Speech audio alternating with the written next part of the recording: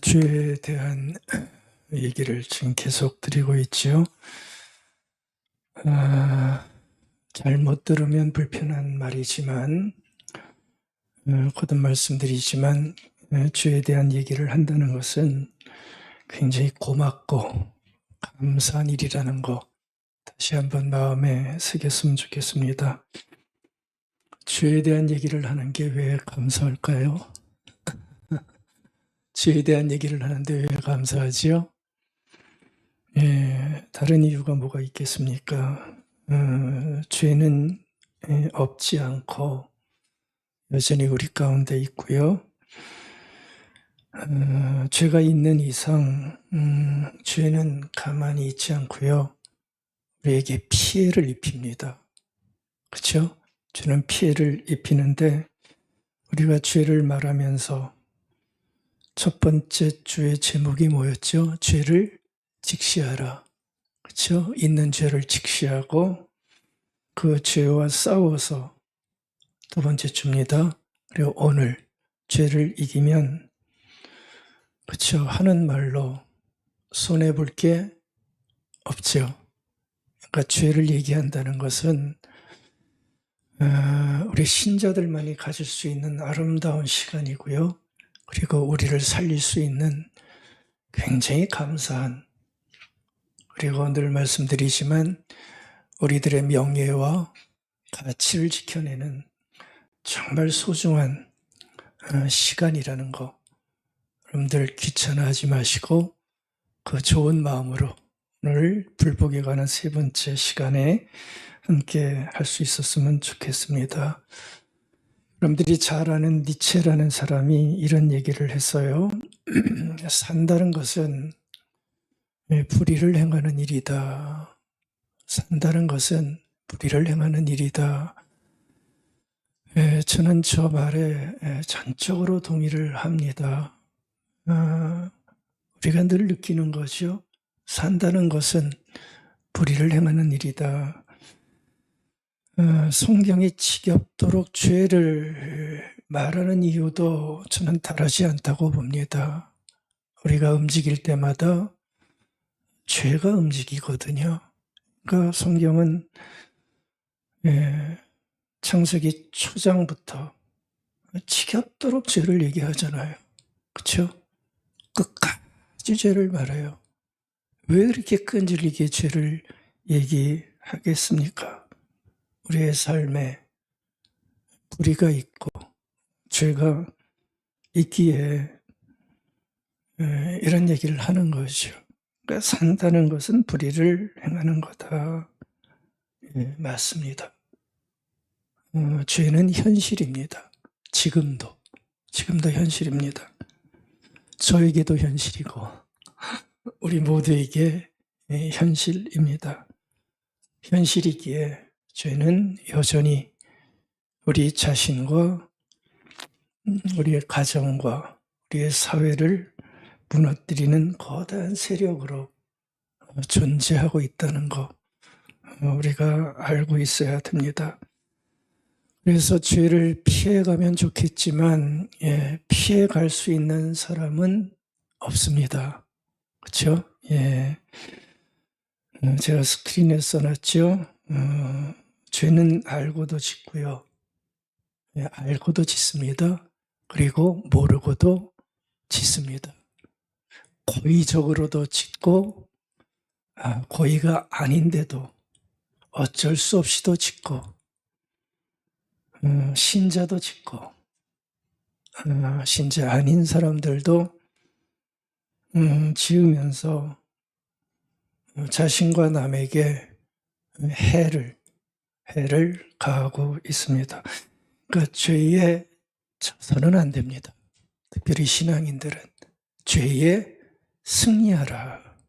오늘 말씀의 제목이죠. 죄에 승리해야 됩니다. 제가 오늘 죄의 승리를 말하면서 두 사람을 여러분들이 이해하기 쉽게 좀 소개해 드리려고 해요. 여러분들이 너무 잘 아는 성경의 인물이죠. 하나는 다윗이고요.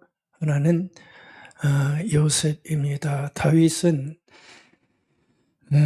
가해자의 자리에서 가해자의 자리라는 것은 죄를 지었다는 얘기입니다.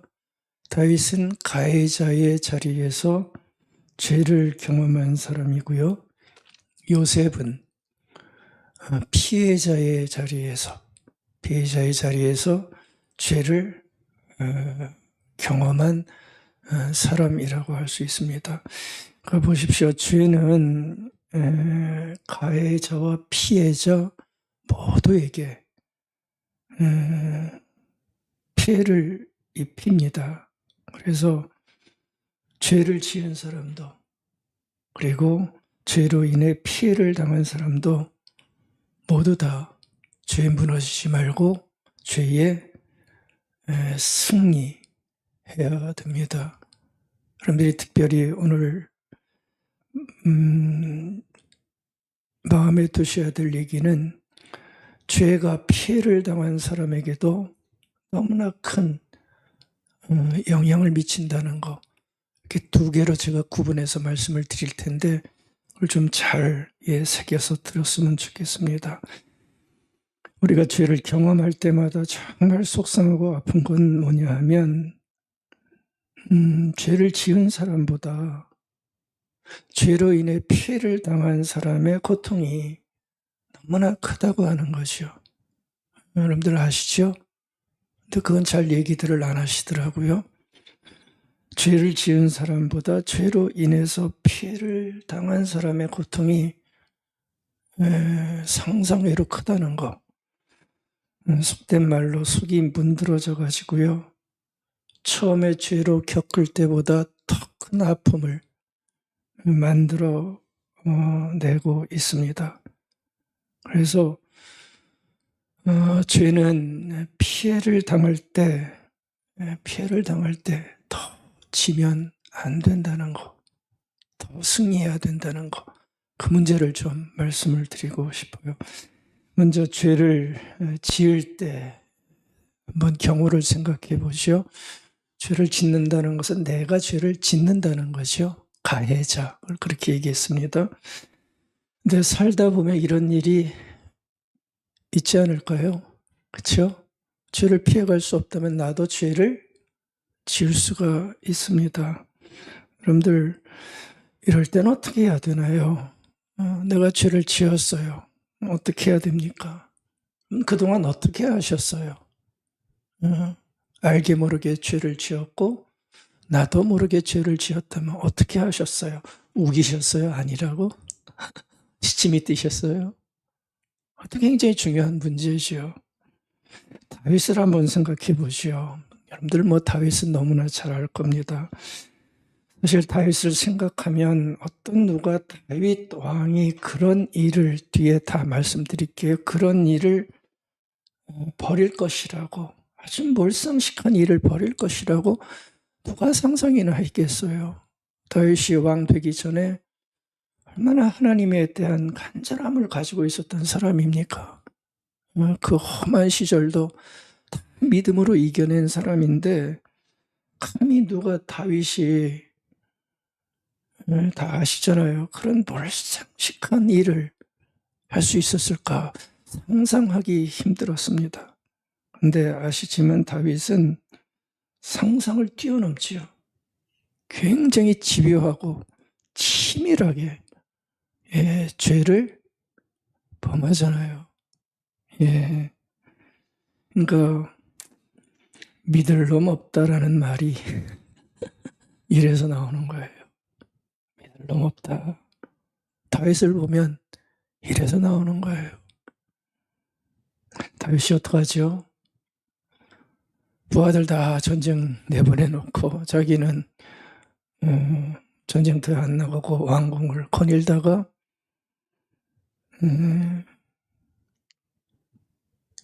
로마서 6장 12절 몸에 사욕이 시작되죠. 몸의 사욕. 그게 욕망이라고 그랬죠.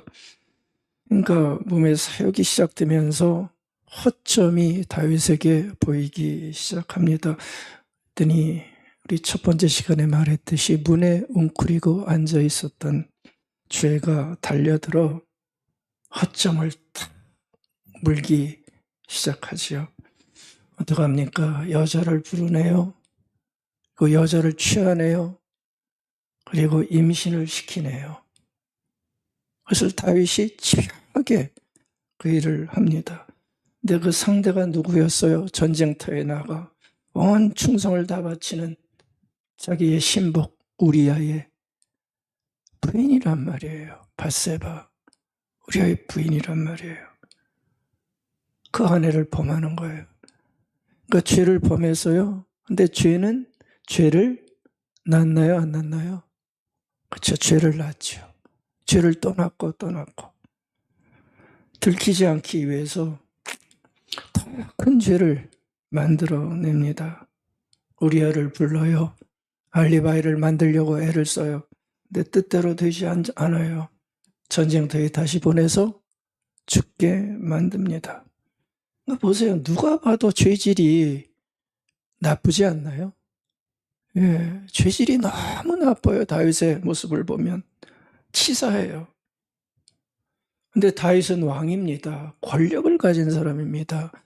여러분들, 권력은 가진 힘이 있기 때문에 가진 힘으로 죄를 가릴 수 있어요. 권력이 좋은 점이죠.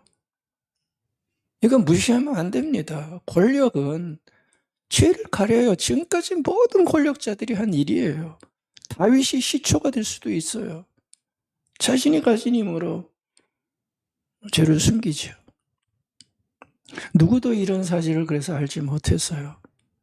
그리고 우리아가 죽으니까 밧세바를 아내로 맞이합니다. 사건은 덮인 것처럼 보였습니다. 근데 비밀은 일어난 일은 사라지지 않는 법. 놀랍게도 선지자 나단이 오더니 선지자 나단에 의해서 자신의 죄가 그대로 밝혀지는 거예요. 나단이 이런저런 비유를 들다가 결론으로 딱 다윗을 향해서 얘기를 하죠. 당신이 그 사람이다. You are the man. 영어 성경에 보면 You are the man. 당신이 그 사람이다. 어떤 사람이에요? 가진 힘을 가지고 약한 사람을 힘들게 만들었던, 농락했던 그 사람이 You are the man. 당신이다. 얘기를 하는 거예요. 그러면서 다윗이 했던 일을 CCTV 돌려가지고 다 보여줘요. 바로 다 보여줘요. 하늘의 CCTV인가요? 근데 다윗은 왕입니다. 불리해지면 다윗이 가진 힘으로 그렇죠. 선지자를 죽일 수도 있고요.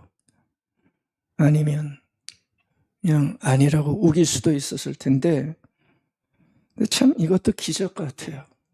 다윗은 어떻게 된 건지 그 놀라운 일을 그토록 집요하고 치사하게 자신이 벌였던 그 일을 인정하기 시작하죠.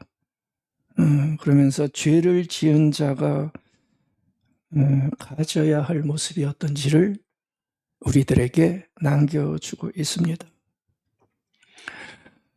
나단에게 들키고 난 후에 지은 시편이 여러분들이 잘 아시는 시편 51편이죠. 참회신데 거기 시편 51편에 보면 그것은 죄를 지은 사람들이 어떻게 해야 할지를 보여주는 사실은 교과서 같은 말씀이 거기 나와요. 죄를 지은 다음에는 죄의 가해자가 어떻게 해야 되는지, 이건 하나님의 사람들에게 하는 얘기지만 우리들이 죄를 지었을 때 어떻게 해야 하는지에 대한 교과서가 사실은 시편 51편입니다. 그것을 우리에게 남겨주죠. 여러분들, 우리가 죄를 짓고 난 후에 죄에 항상 무너지지 않으려면 다윗처럼 해야 된다는 거 우리가 꼭 배워야 됩니다. 그래야 내가 비록 죄를 졌지만 무슨 이유로 죄를 졌지만 그 죄로 무너지지 않고 다시 회복하여 승리할 수 있는 삶을 살아내게 되는 거죠. 다윗이 어떡합니까? 제가 길게 말씀드리지 않을 텐데요. 다윗은 한마디로 자신이 벌인 그 일에 대해서 핑계대지를 않아요. 예, 그리고 부정하지 않아요. 여러분들, 죄를 지었을 때 사람들이 가장 잘하는 게 부정입니다. 입 싹 닦는 거예요. 지금도 얼마나 많이 봐요. 딱, 예, 아니라고 발뺌하는 거예요. 가장 잘하는 건데, 다윗은 충분히 그럴 수 있는 위치에 있는 사람이었어요. 근데 선지자 나단의 그 말을 듣고, 예, 전혀 부정하지 않아요. 이게 놀라운 점입니다. 2절 말씀에 이렇게 나와요. 내 죄가를 맑게 씻으시고 내 죄를 주님이시여 깨끗하게 좀 제해 주십시오. 인정합니다.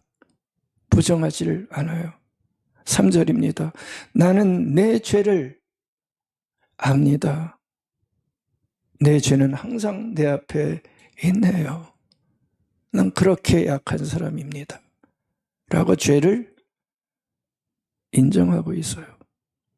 여러분들, 죄의 가해자가 죄를 이길 수 있는 방법이 뭔 것 같으세요? 큰 죄든 작은 죄든 내가 죄라는 것을 알 때, 내가 죄를 행했다고 하는 것을 인식할 때 그 죄를 이길 수 있는 방법은 아무리 생각해봐도 하나밖에 없죠. 참된 회개. 참된 회개. 회개는 인정입니다. 발뺌이 아니고 인정입니다. 가장 어려운 일입니다. 내가 죄를 지었다고 고백하는 것은 가장 힘든 일입니다. 근데 진심에서 나오는 회개는 그것을 인정하게 만드는 것이요. 회개는 인정입니다. 다윗이 그 높은 자리에서 그걸 한 거예요. 이게 죄를 이길 수 있는 시작이 된 거죠. 내가 잘못했습니다. 이 인정이 있을 때만 자신을 볼 수 있게 되고요. 내가 어떤 일을 했는지가 비로소 눈에 보이게 되는 거예요. 그러니까 우리 신앙인들이 죄를 이길 수 있는, 내가 죄를 범했을 때 죄를 이길 수 있는 가장 큰 일은 참된 회개. 참된 회개. 그게 죄를 이기게 하는 어쩌면 유일한 방법일 수 있을 겁니다. 다윗은 무너진 자신을 보면서, 그래서 뒤에 보면 기도하기 시작하죠. 10절부터 읽어보겠습니다. 하나님, 내 속에 깨끗한 마음을 창조하여 주십시오. 그 전에는 깨끗하지 않았죠.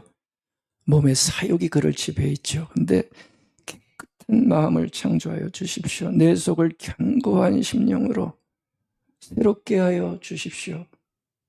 자꾸 유혹에 흔들리지 않게 해 주십시오. 주님 앞에서 나를 쫓아내지 마시며 주님의 성령을 나에게서 거둬가지 말아 주십시오.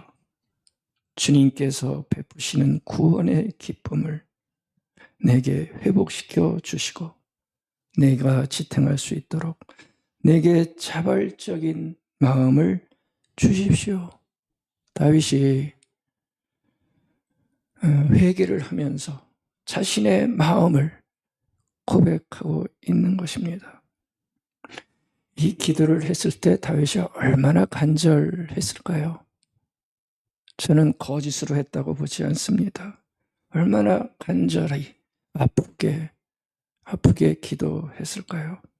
주님, 다시 일어서고 싶습니다. 깨끗함을 주십시오. 성령을 나에게 허락하시사 죄에 무너지지 않게 주십시오. 그래서 구원의 기쁨을 누리게 해 주십시오. 왜요? 죄는 구원의 기쁨을 누리는 자는 짓지 않습니다. 그래서 구원의 기쁨을 누리게 해 주십시오.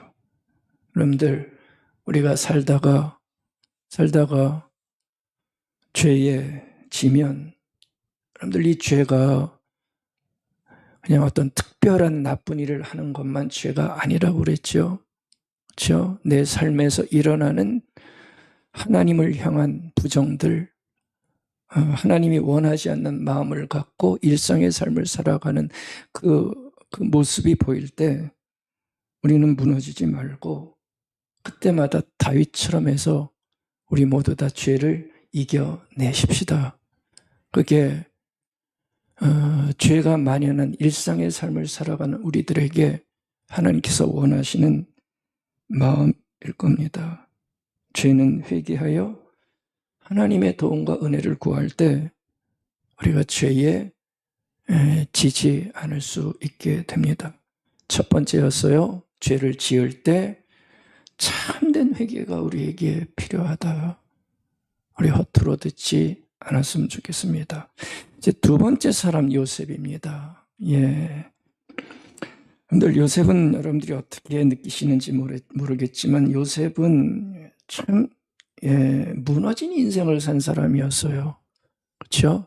나중에는 성공했지만 평생 동안 무너진 인생으로 아파했던 사람이 요셉입니다. 근데 그것도 자신이 잘못해서 자신의 죄로 인해서 무너졌으면 좀 그래도 뭔가 날 텐데 그렇게 무너지지 않고요. 요셉은 철저하게 남의 죄로, 그렇죠? 남의 죄로 인해서 무너진 사람이 요셉입니다. 요셉이 어릴 때 형들에게 미움받을 만한 행동은 좀 했지요. 어린 마음에. 그래도요, 죽일 정도는 아니었다고 저는 보는데, 근데 그 형들은 그렇지 않았죠. 형들은 요셉을 너무나 나쁘게 봤어요. 그래서 가차없이 기회가 되니까 어떻게 했어요? 구덩이에 묻어버렸잖아요. 그래서 정말 죽이려고 그랬어요. 근데 겨우겨우 살아나 노예로 팔리게 되지 않습니까? 팔려간 애굽에서 요셉이 그래도 성실했던 것 같아요. 애굽에 높은 집 들어가서 열심히 하다 보니까 너무 잘하는 거예요. 그래서 가정 총무, 일을 맡아서 하는 노예가 된 거죠. 그러니까 살만해졌어요. 그런 대로. 근데 갑자기 주인집 마나님이 더 이상한 일을 하기 시작하시죠. 유혹을 하는데 요셉이 거절하죠. 거절하니까 그게 또 화가 나서 누명을 씌워가지고 감옥에 보내요. 언제 나올지도 몰라요. 그러니까 자기가 잘못해서 뭐 이렇게 무너지면 덜 억울할 것 같은데 보십시오. 요셉은 사사건건 타인의 죄로, 그렇죠? 타인의 죄로 험한 인생을 사는 거예요. 단순히 얘기하기에는 너무 험한 인생을 요셉이 맞이하게 되는 거죠. 그러니까 생각할수록 이거는 억울한 일이고요. 분통 터지는 일입니다. 이게 얼마나 억울한 일입니까? 억울 안 하세요? 되게 편안해 보여가지고 이거 되게 억울한 일입니다.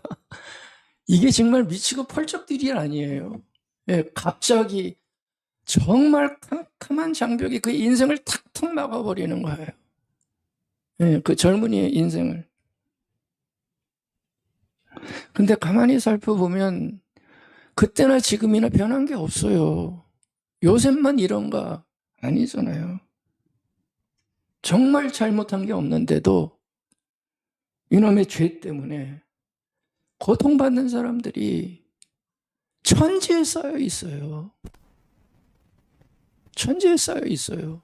한번 보세요, 여러분들. 그건 뭐예요? 보이스피싱인가? 그걸 가지고 특별히 그 잘 모르는 그 노인분들, 그거 꼬드겨가지고 평생 이렇게 모아뒀던 그 재산 다 뽑아가잖아요. 이 나쁜 놈들이. 그렇죠? 어떻게 살아요, 그분들이? 본인이 잘못한 게 아니잖아요. 근데 이런 놈들이 그냥 득실득실 해가지고 그 노인들 돈을 다 빼가지고 또 뭐예요? 그 전세 사기 당한 청년들 그 어떻게 해갖고 돈 좀 마련해가지고 그 전세 좀 살려고 이렇게 들어갔는데 그걸 또 다 이용해가지고 돈 빼먹고 얼마나 망연자실합니까? 요즘 학생들도 뭐 학폭이다 그래가지고 얼마나 많이 고통을 당해요. 부모들이 속이 찢어집니다. 한두 건이 아니죠. 전쟁 한번 일어나면 부모들의 애끓는 마음을 어떻게 우리가 이해할 수 있겠어요? 당신 아들 죽었습니다. 전사했습니다. 권력자들의 탐욕으로 전쟁 일으켜가지고 어미들의 눈물이 강을 지금도 이루고 있습니다. 여러분들 보세요. 죄는 내가 저지르지 않아도 그 죄로 인해서 우리의 몸과 마음과 영혼까지 다 무너뜨려 버립니다. 피해자의 자리는 정말 힘든 자리예요. 피해자의 자리는 정말 힘든 자리예요. 분노가 치밀어 오르고요. 원망이 떠나지 않습니다. 자책과 후회가 마음 한 곳에서 떠나지 않습니다. 복수하고 싶은 마음이 끓어오릅니다. 여러분들 이런 마음이 만들어내는 죄가 있는데요. 그거를 반응성죄라고 얘기를 합니다. 그러니까 피해를 당한 반응으로 짓게 되는 죄. 그래서 반응성죄라고 합니다. 무슨 말인지 아시겠죠? 내가 피해를 당해서 그 피해가 너무 아파서 그 반응으로 나오는 나의 아픈 마음들, 근데 까딱 잘못하면 그게 죄가 되는 마음들, 그걸 반응성 죄라고 그러는데, 여러분들 이런 반응성 죄가 가뜩이나 힘든 피해자를 괴롭히는 거예요. 힘들게 하고 아프게 하고. 근데 이 반응성 죄는 보통의 죄보다 더 가혹합니다. 죄를 짓는 것보다 더 가혹합니다. 피해자를 고통 속에 살게 하고 그리고 죄의 지배를 받게 만들어요. 나쁜 놈들은 발 뻗고 자요. 참, 그렇죠? 그런데 피해자는 밤마다 잠 못 이루며 고통을 당합니다. 여러분들 이것이 반응성죄가 가진 무서움입니다. 얼마나 무서운지 몰라요. 여기서도 죄가 또 죄를 낳고, 그러니까 죄는 이런 식으로 지금 세상을 지배해요. 자기 휘하에 지배합니다. 에베소서 4장 26절에 보면 바울이 이런 말을 했죠. 여러분들이 잘 아는 말입니다. 분을 내어도 죄를 짓지 말며 해가 지도록 분을 품지 말고 마귀에게 틈을 주지 말라. 이게 바울이 한 얘기입니다. 여러분들 여기 보면 바울은 분을 내지 말라 얘기하지 않아요. 그렇죠? 분을 내어도 낼 수 있다는 얘기입니다. 그렇죠. 분을 낼 수 있지요. 특별히 죄의 피해를 당했을 경우는. 피해를 당하면 어떻게 분을 안 낼 수 있어요? 바울은 그거 다 인정합니다. 그리고 피해를 당하면 우리는 싸워야 됩니다. 그리고 잘못된 것은 바로 잡아야 합니다. 그게 우리가 해야 할 일입니다. 근데 바울은 그럼에도 분을 내어도 뭘 짓지 말라고요? 한번 해보세요. 죄를 짓지 말라. 이거 얼마나 어려운 일입니까? 그러니까 피해를 당한 것 때문에 반응성 죄가 나올 수밖에 없는데 그것을 조심하라고 얘기죠. 너도 똑같이 죄를 범하면 안 된다. 얘기를 하는 거예요. 만약에 너희들이 분을 내다가 너무 속상하고 아파서 죄를 지으면 우는 사자처럼 문 앞에 웅크리고 있다가 달려드는 뭐가 있어요? 마귀에게 나오잖아요. 틈을 줘가지고 오히려 고통당하고 있는 내가 이제는 죄의 하수인이 되어서 피해를 당한 것 때문에 무너지게 된다는 거. 바울은 그걸 알았던 것이요. 분을 낼 수 있지만 해가 품도록 분을 품지 말고 너를 넘어뜨리려고 하는 마귀에게 틈을 줘서는 안 된다 라고 말했던 것입니다. 여러분들, 이거는 죄의 무서움이고요, 죄의 교활함입니다. 죄는 하찮은 순간 피해자를 가해자로 만들어요. 죄의 가해자로 만들어서 어느 순간부터 상처와 피해에 끌려다니게 만듭니다. 지금까지 이런 일을 경험 안 하신 분들은 축하드립니다. 축하드립니다. 앞으로도 없길 바랍니다. 그러나 있다면 이거를 생각하시기 바랍니다. 잊어버리지 않고 생각해 주실 줄 믿습니다. 예, 이게 참 무서운 겁니다. 근데 여러분들, 여기서 요셉이 우리에게 주는 귀한 도전이 여기서 나와요. 이걸 우리가 좀 잘 볼 필요가 있습니다. 성경에는 나오고 있지 않지만 저는 요셉이라고 분노하지 않았다고 보진 않아요. 예, 요셉도 정말 많은 밤을 애썼을 것입니다. 왜냐하면 얼마나 억울한 일입니까, 그게. 그렇죠?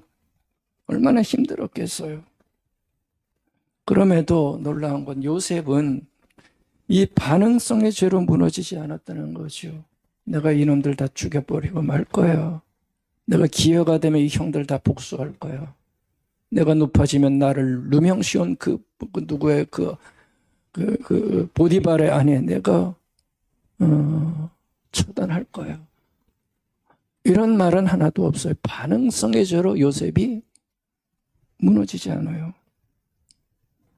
여기서 우리가 배워야 될 거는 요셉이 잘한 게 있었는데 그건 뭐냐면 자신의 인생을 막았던 그 형들에게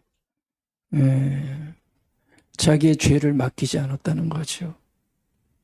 자신의 인생을 형들이 자신에게 가한 죄에 맡기지를 않아요. 그리고 힘든 시간을 다지고 다니면서 한 번에 없어졌다고 얘기하는 거 아닙니다. 다지고 다지면서 그 속구름을 다지고 다니면서 결국은 불행해 보이는 자신의 인생이지만 놀랍게도 그 인생의 해석과 인생의 결론을 가해자들에게 넘기지 않고 누구에게 넘기기 시작해요? 하나님께 넘기기 시작해요. 이 광경이 굉장히 중요한 장면입니다. 그래서 여러분들 요셉 사건 쭉 읽다 보시면 언제부터인가 요셉은 어떤 문장의 주어를 쓸 때 하나님을 주어로 내세우기 시작해요. 하나님을 주어로 써요. 여러분들 사람은 피해를 당하면 주어가 어떻게 변한다고 그랬죠? 나쁜 놈이 주어가 되기 시작해요. 피해를 당하면. 그렇죠? 나쁜 형들 때문에. 그렇죠? 그게 주어예요. 누구의 보디발의 아내 때문에, 그놈 때문에 피해를 당하면 주어가 항상 자신에게 피해를 입은 사람이 주어가 됩니다. 근데 요셉에게는 놀랍게도 이 모습이 안 보여요. 참 감사한 일이죠. 이 모습이 안 보여요. 이 모습을 우리가 가질 필요가 있다는 거예요. 예. 요셉에게는 철저하게 주어가, 기준이 하나님이었고요. 어떤 순간에도 자신의 인생을 막아버린, 아프게 한 그 사람들을 앞세우지 않고 하나님을 앞세워요. 쉽지 않은 일이지만 요셉은 그것을 해냅니다. 제가 5구절을 읽어드릴 거예요. 한번 보시면서 느껴보셨으면 좋겠어요. 첫 번째가 창세기 39장 9절. 보디발의 아내가 요셉을 유혹할 때 요셉이 한 말입니다. 내가 어찌 큰 악을 행하여 하나님께 죄를 지으리까. 어느 순간부터 하나님이 나오기 시작해요. 그 하나님이 요셉이 무너지는 것을 막게 한 거죠. 그렇죠? 죄에 승리하게 한 원인이죠. 여러분들은 어떤 일 당할 때 하나님이 앞에 나오세요? 그렇게 나오시게 하셔야 돼요. 하나님께 죄를 지으리까. 바로가 감옥에 있는 요셉이 꿈을 잘 맞춘다는 소문을 들어요. 그래서 요셉을 데려오라 하시오. 그래서 자기 꿈 한번 해석해 봐라. 그렇게 얘기를 해요. 그때 요셉이 바로 왕에게 한 얘기가 창세기 41장 16절에 나와요. 얘기를 합니다. 내가 아니라. 무슨 얘기입니까? 내가 꿈 해석을 잘하는 게 아니라 그 얘기예요. 내가 아니라 하나님께서 하시는 거다. 그 하나님께서 당신에게 꿈으로 인해 번뇌하는 그 마음을 평안하게 해주실 것이다. 하나님께서 하시는 것이다. 그러니까 조금 까불면 내가 점을 잘 봐서요. 내가 신통해서요. 내가 해석해 드릴게요. 그럴 수 있는데 아니에요. 요셉은 어느 순간부터 하나님이 앞에 나와요. 하나님께서 하시는 거예요. 총리가 된 후에 2 아들을 낳아요. 요셉이. 그때 이름을 지으면서 자신의 인생을 고백하는 장면이 나옵니다. 창세기 41장 51절. 하나님이 내게 내 모든 고난과 내 아버지의 온 집을 잊어버리게 하셨다. 잊어버렸다는 게 뭐죠? 이제는 내가 그 어려운 과거, 그 힘든 과거에 지배받지 않게 되었다. 하나님께서 그렇게 만들어 주셨다. 과거에 매이지 않는다는 거예요. 어떤 과거예요? 자기가 억울했던 과거들. 거기에 나는 매이지 않는다. 다 잊어버렸다. 하나님이 나를 내가 수고한 땅에서 번성하게 하셨다. 우리 모두의 고백이 되기를 바라겠습니다. 원수 같은 형들을 만나서 하는 말은 악권이지요. 창세기 45장 5절 8절. 당신들이 나를 이곳에 팔았다고 해서 근심하지 마소서, 한탄하지 마소서. 쫄아있는 형들에게 하는 얘기입니다. 하나님이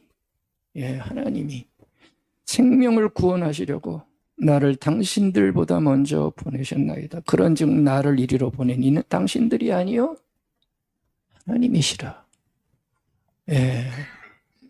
형들을 향해서 착각하지 마시라.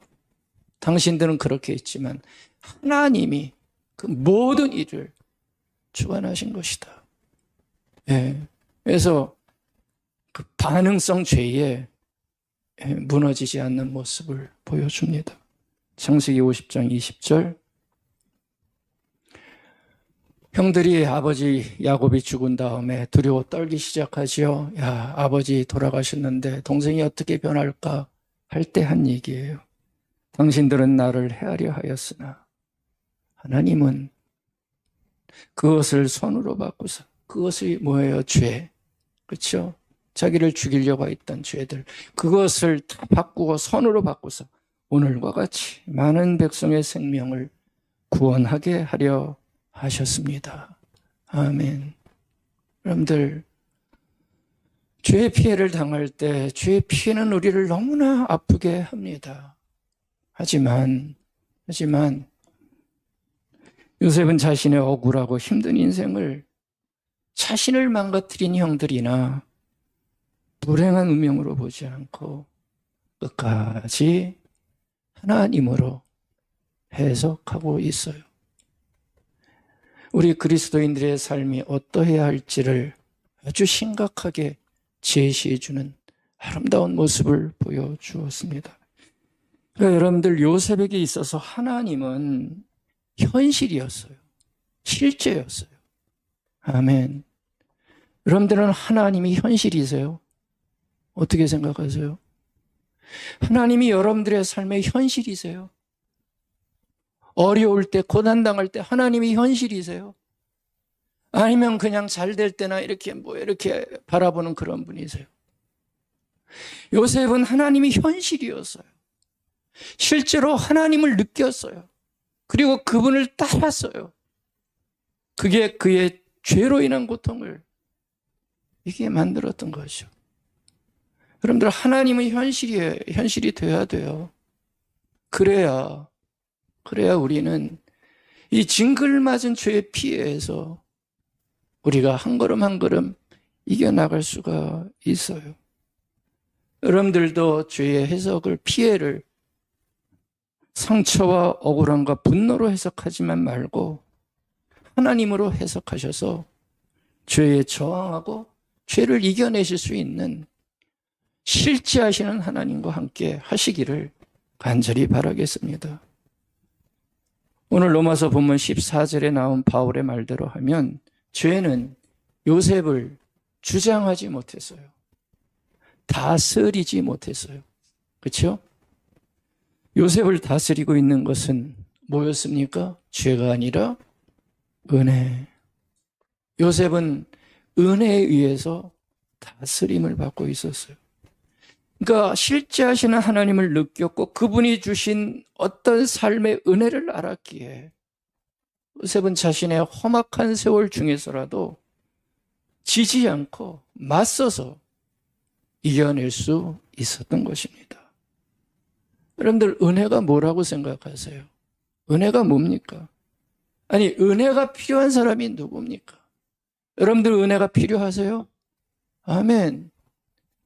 은혜는 우리에게 절대적으로 필요한 거예요. 이게 없으면 우리는 하나님도 실제로 느낄 수 없고 하나님을 믿을 수도 없어요.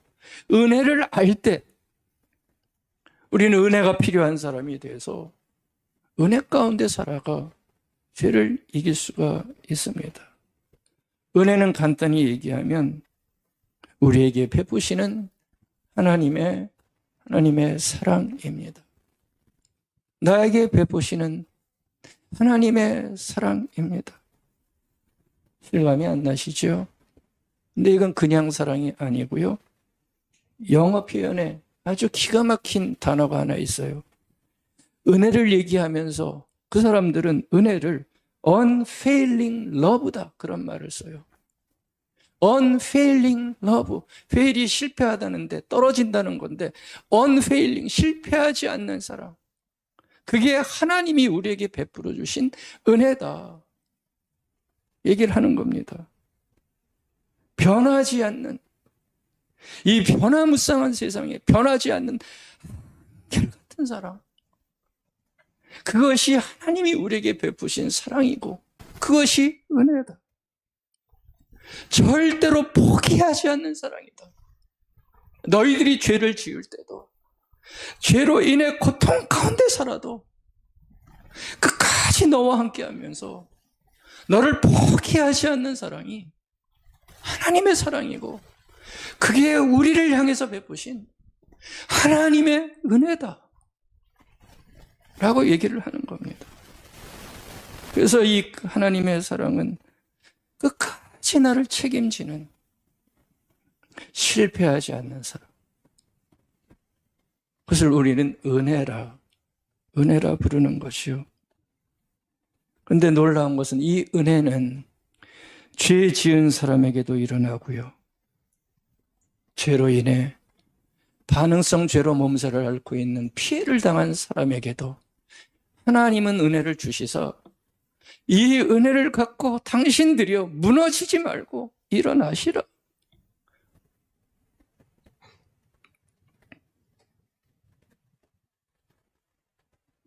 이 은혜를 깊게 소망하시라. 그럴 때 우리가 죄의 피해자가 되지 않고 죄에 승리하는 믿음의 삶을 살 수 있게 되는 겁니다. 여러분들 다윗 보세요. 죄를 지었지만 일어나지요. 뭐로 일어났을까요? 은혜예요.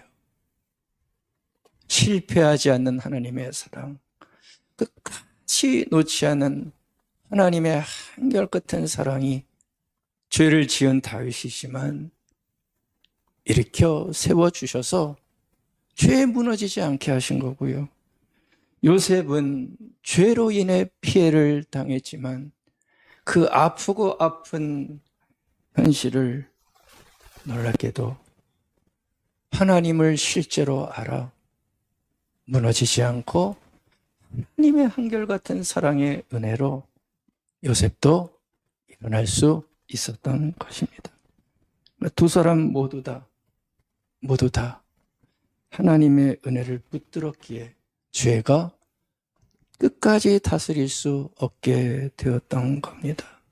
여러분들, 하나님의 은혜에 우리가 더 크게 눈을 뜨십시다. 그 방법밖에 없어요. 하나님의 은혜에 더 크게 눈을 뜨십시다.